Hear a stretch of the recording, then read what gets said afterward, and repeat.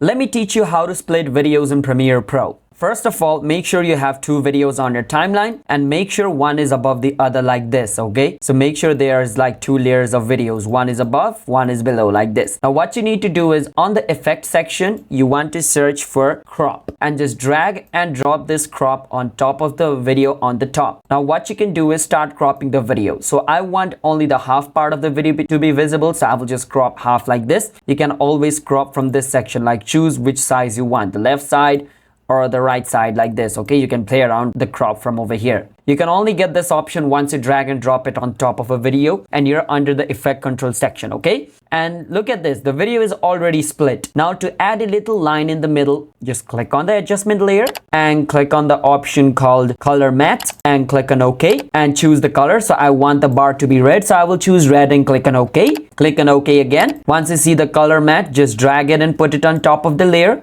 Resize it according to the video. Then you can click on it and then click on the option called uniform scale. It is going to be under effect control. Once you uncheck it, just play around with the width like this, okay? So I'm just going to make it small like this and change its position here. And bang, we just made a split screen on Premiere Pro. Subscribe to our channel for more videos like this.